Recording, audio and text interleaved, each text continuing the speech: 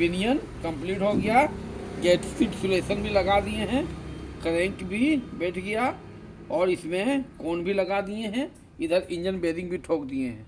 अब इसका हम पल्ला दबाते हैं। ठीक है,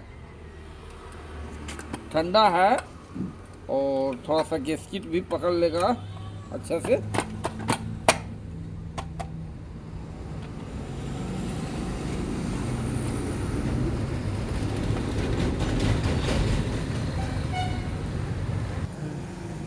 फाइनली ये चेम्बर बैठ गया।